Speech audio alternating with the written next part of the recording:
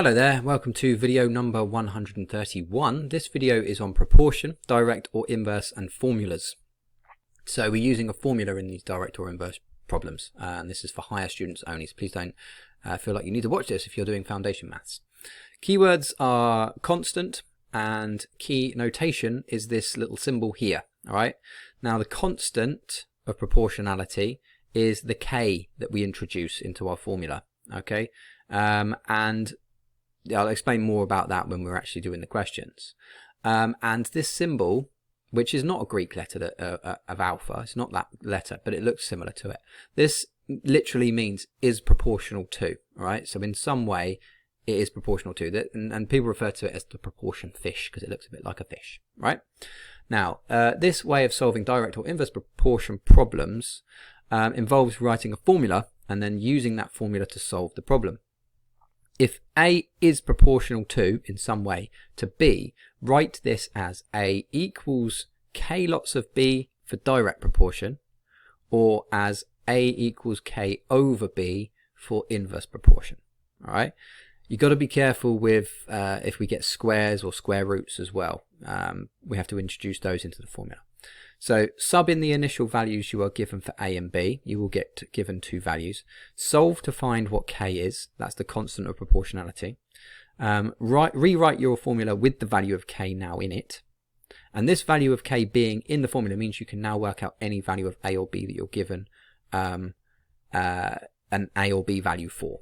All right. So it's very complicated sounding topic, but if you follow the process and do it in the same way each time, you'll get this, no problem. It's just a process. So A is directly proportional to B in question number 1.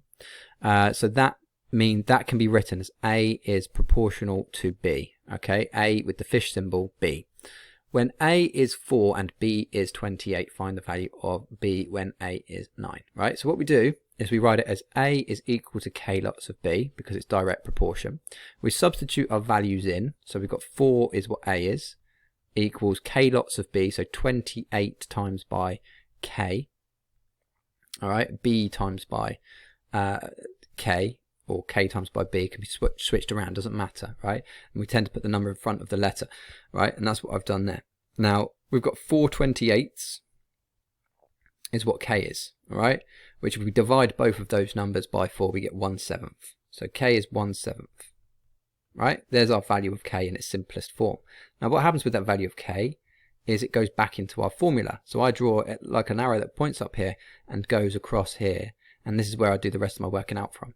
So A is equal to 1/7 of B, right? You can see all I've done is replace that K there for that 1/7 that I found it to be, all right? And then I've got to find the value of B when A is 9. So A is 9, so write down 9, equals 1/7 multiplied by B, 1/7 of B. That would be B over 7 if you wanted to write it like that. You could do 1 times B is B. Yeah, you could write that as B over 7, which means you're multiplying both sides by 7. Right, so 63 is what B is when A is 9. All right. I hope that makes sense. I think it's relatively simple to do, right? But it'd be worth 5 marks that potentially. These sorts of questions. Write the formula out. If you get the formula, you get a few marks for getting the formula and then getting the other value of B when given another value of A, or vice versa. All right. So there you go. B is equal to 63. Right, and we can substitute any value of A in there and work out the value of B, and we can substitute any value of B in there and work out the value of A, right? You just have to be given those values. Right, in question 2, we've got y varies inversely to the square root of x. Now, this doesn't mean anything different. It just means it's inversely proportional to, okay? They just use that language sometimes in exam papers. And when y is 5, x is 100, find x when y equals 25. So let's set up this statement. Y is proportional to x inside a square root, the square root of x. Okay, that's going to be inverse proportion, so y is equal to k over the square root of x. Substitute the numbers in that we've got, so the numbers are 5 and k over 1 square root of 100, All right, so I'm going to go up here with my working now because I'm running out of room. So 5 is equal to k over, and the square root of 100 is 10 or minus 10. All right, but we'll just use our positive value here. And then we'll go and multiply by 10 to find k. So that's 50 is equal to k. So it's just understanding how to solve equations, isn't it? They've got fractions in at this stage. So if k is 50, we're going to put that into our equation here, this part. So I'm going to write that out as y equals 50 over the square root of x. All right, and then come up here with our working again to find out what x is when y is 25. So if y is 25, 25 equals 50 over the square root of x. Okay, if to get rid of the divided by square root of x, we multiply by square root of x. So 25 multiplied by the square root of x is equal to 50. Then we can divide by 25, so the square root of x is equal to 50 over 25. Simplify that fraction. That's going to be 2, isn't it? Yeah, 2. So the square root of x is equal to 2. All right, and now all we have to do is square both sides, right, to get rid of the square root on this side. So x is equal to 4. 2 squared is 4.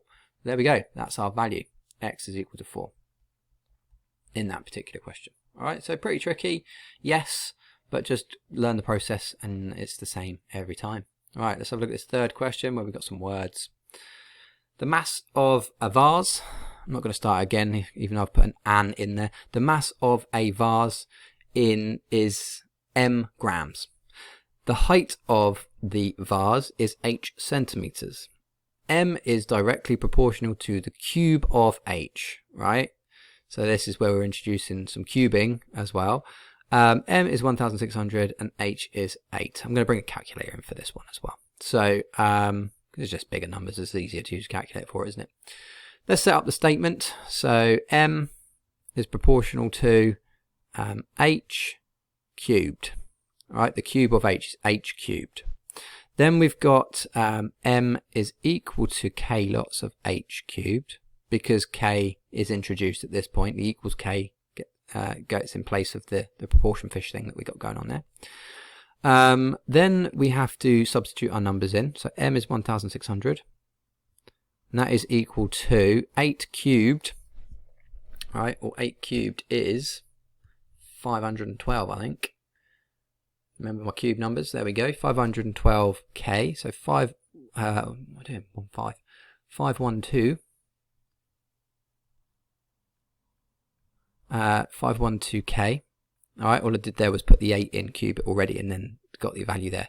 So I've got that in front of that. Then I'm going to do the 1,600 divided by the 512 to find out what k is. 25 over 8, 3.125. So 3.125 is equal to k. There's our k value, our constant of proportionality. That's the thing that connects the two variables and keeps things in direct proportion or inverse proportion, but it keeps things in proportion. All right, in this instance it's direct proportion. So let's substitute that back into this bit of our equation or formula here.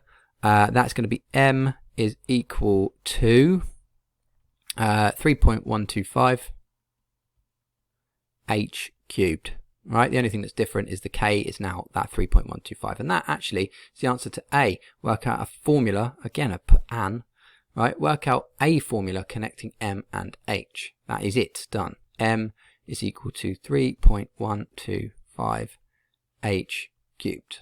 All right, now I've got to work out the mass of the vase with a height of 12 centimeters. So that's just putting 12 in here, cubing it, multiplying it by 3.125. So m equals 3.125 multiplied by 12 cubed.